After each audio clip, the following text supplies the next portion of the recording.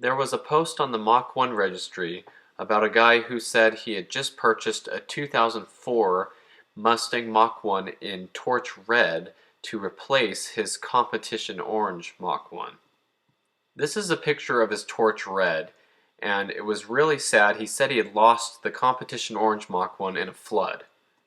He had mentioned that he really likes this torch red car, but he sure misses the competition orange one, and he wishes he would have waited to find another one. This flood was in Louisiana, where he was living at the time. I saw his posts about the car. He had bought it in Ohio with 6,000 miles on it. He only had it for a year and a half. He still had the original battery on the car. And when it started to rain, he even put the car up on bricks. He said it was on 8 inches of bricks sitting in the garage where he was hoping that the floodwater wouldn't get to him, but it did.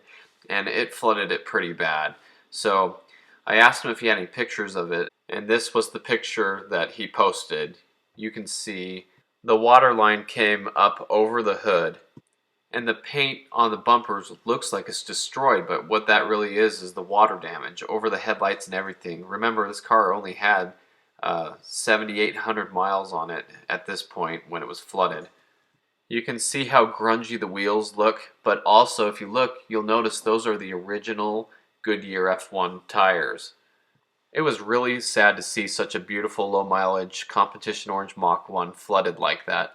And he said he watched them just put it on a trailer and on a flatbed and tow it away. The car had full coverage on it, so he got his money back. He said it even covered the sales tax and everything, so he got a good amount of money for it, and he was able to buy that '04 torch red car. I was really sad about this. It was hard to see a car like that get destroyed and then towed off on a flatbed, and you're wondering what's to come of the car, if someone's going to fix it or not. But anyway, a little time went on, and I noticed somebody was selling a competition orange Mach 1 that had low mileage and flood damage. Here you can see that the mileage is around 8,800, which is real close to the mileage that he had, the 7,900 that was on the car when it was flooded and salvaged. And this car was for sale in South Carolina. Now, the first thing I think about South Carolina when I hear about it is how you can get a title washed car in South Carolina if you're not careful.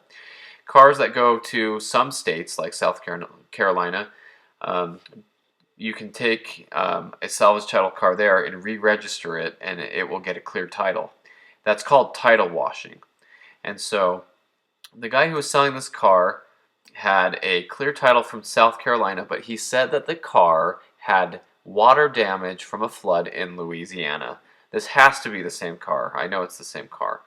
But a bunch of people got on there and they were upset because he was asking a lot of money for the car, and they were upset with him because they're saying you title washed it, you're just trying to get it, a lot of money out of it, probably got it really cheap and whatever. And that's up to the seller, and that's kind of his business.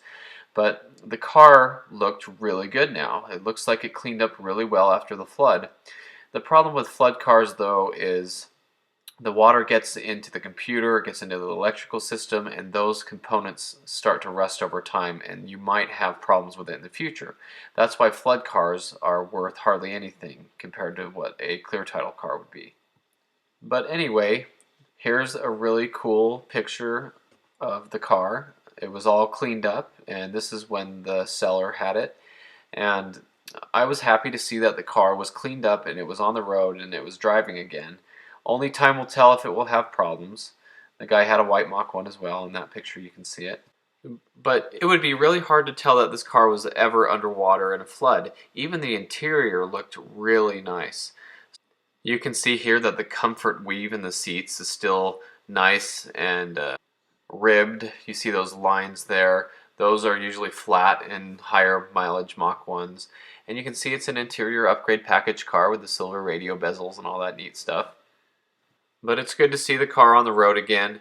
I looked so hard to find the pictures of these cars. I've spent hours trying to find the flood pictures of the car. So I just want to say this video took a lot of time to get put together. It was a lot of work. It was a lot of searching. I had to search through and finally find where I had commented and talked to him about the car back when the insurance took it. And anyway, so I'm really happy to bring this video to YouTube to share with everybody. And I really like this car. So this is just a quick story about a competition orange Mach 1 that's out there with low miles. I really like the car. I saw it for sale. I was around when it was flooded on the Mach 1 registry forum. So it's good to see what happened to this car over time. It's an interesting story. I don't know where the car is today, and maybe one of you has it. You can put that in the comments. That'd be really cool.